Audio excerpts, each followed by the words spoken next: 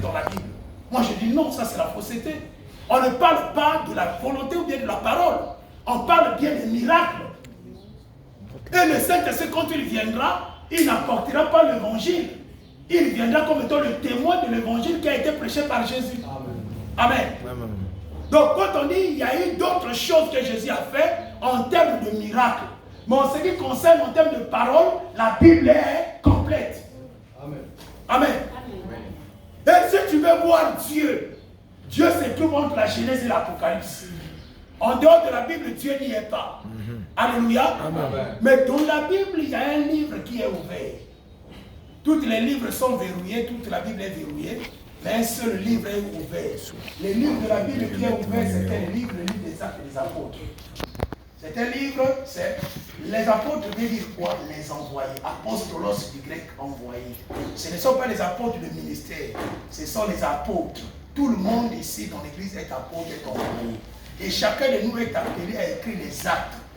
Amen. Et tu seras jugé par rapport à tes actes. Amen. Comme Élimas était jugé par rapport à ses actes. Amen.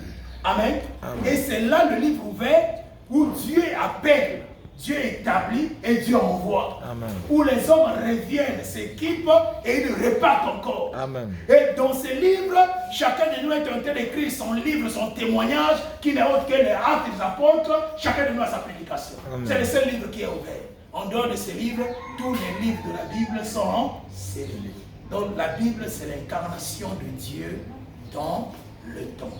Et je dis encore, la Bible, c'est la révélation de cet oiseau, de cet aigle. Alléluia. De cet aigle qui avait emmené Israël de la terre promise, de l'Égypte à la terre promise. Après 400 ans, il y a le dans les terres de servitude. Israël est sorti à la terre promise. Dieu avait dit à Abraham, ils feront 400 ans. Mais en comptant les années, Israël a fait 430 ans. Un bien-aimé a dit non, Dieu ne dit pas la vérité.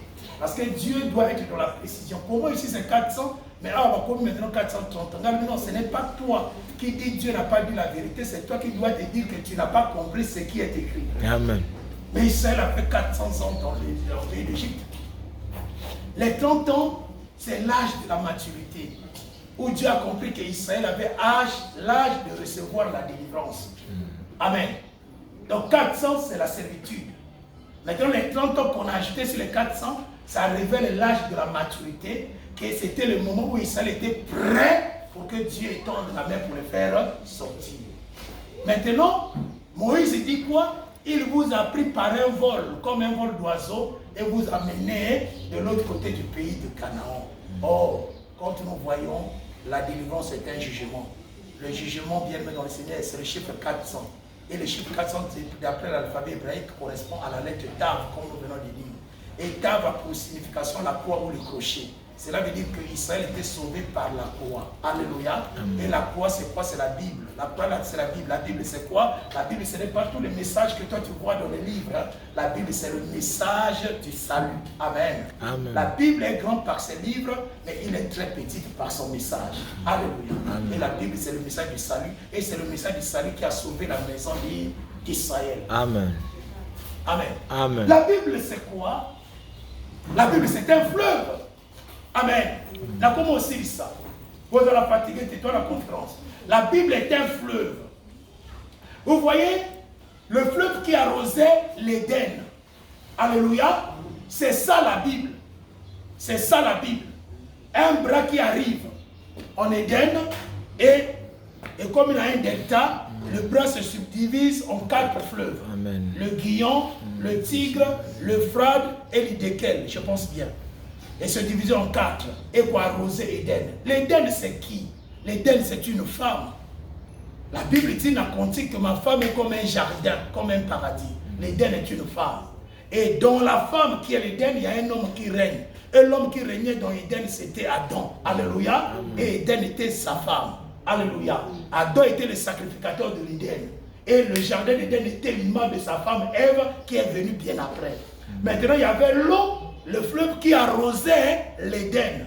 Or, l'Éden, selon la révélation prophétique, c'est l'Église. Et Jésus est le sacrificateur de l'Église.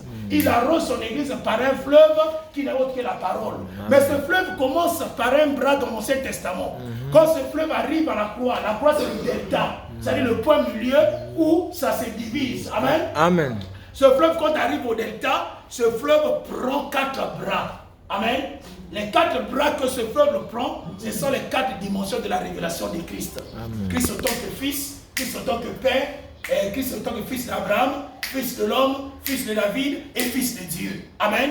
Fils d'Adam, fils de l'homme, fils d'Adam, fils de David, fils de Dieu et fils d'Abraham. Donc ce sont les 4 bras qui arrosent l'église.